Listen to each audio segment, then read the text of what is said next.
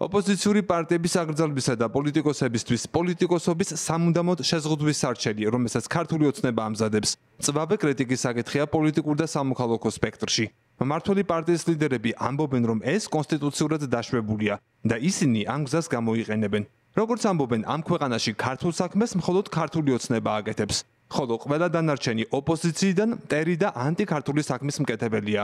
თუმცა მმართველ გუნდში იმასაც ამბობენ, რომ სიჩქარე არ უნდათ და ამ თემას პარტიის შიგნით ისემ კონსულტაციაზე გაიტანენ.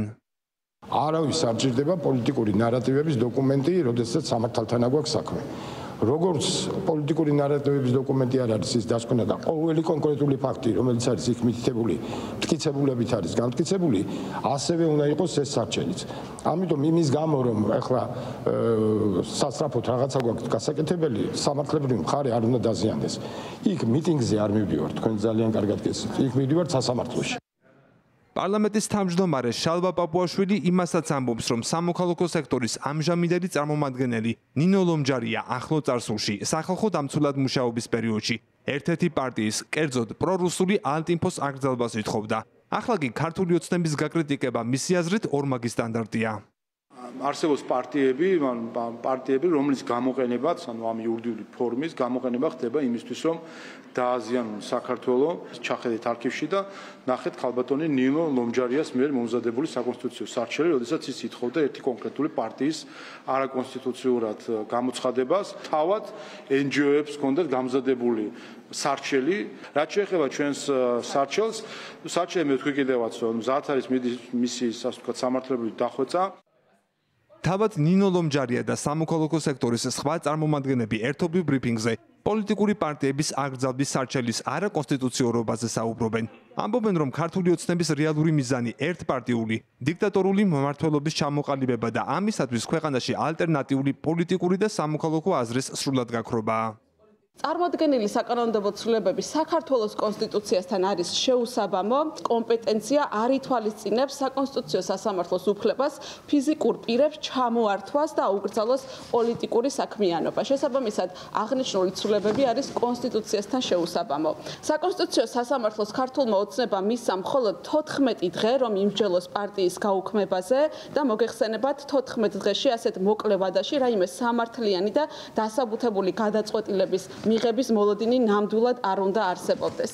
ეს არ ეხება მარტო პარტიებს, ეს არ ეხება მარტო პარტიის აქტივისტებს, ეს არ ეხება მარტო იმ ხალხს, რომელიც როგორც ასეთი პოლიტიკაში მონაწილეობს.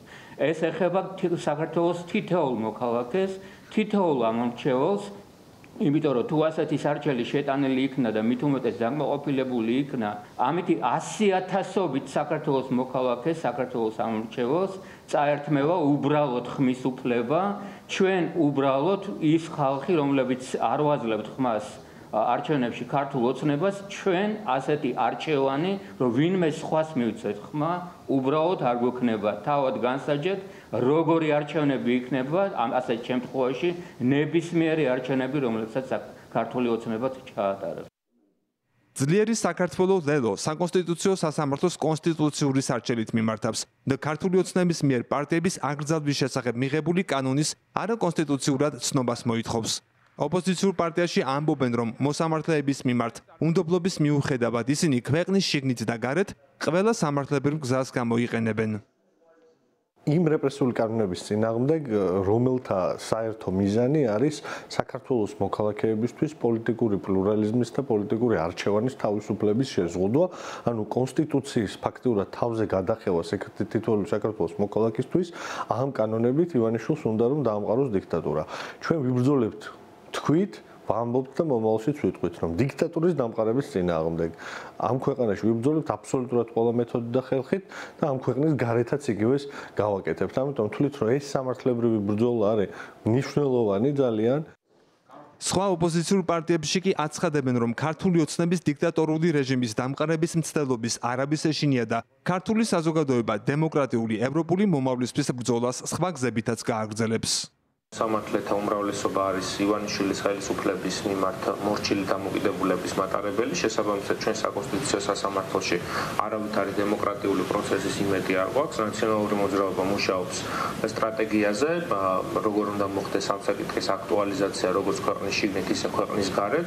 რა ვერ ეყოთ ერთი ადგილი, რომ ბოლო-ბოლო ეს საკონსტიტუციო სარჩელი შეიტანონ და თვითონაც თავისი ტანჯვაც დაამთავრონ და ამ საზოგადოების მანიპულაციასაც დაანებონ თავი. მიდით, მიდი, გაბედეთ, გეყოთ ერთი ადგილი, რომ რაღაცა ბოლო-ბოლო ხვალ შეიტანოთ, იმიტომ რომ სასაცილოდ იგდებს, სასაცილოა, როდესაც ამხელა ძალაუფლების მქონე პარტია, რომელსაც ყველაფერი ექვემდებარება ამ ქვეყანაში, რაღაცა 10 გვერდი სარჩელი ვერ დაუწერია და ვერ ჩამოყალიბებულა, ვინ უნდა აკრძალოს და ვინ არ უნდა აკრძალოს.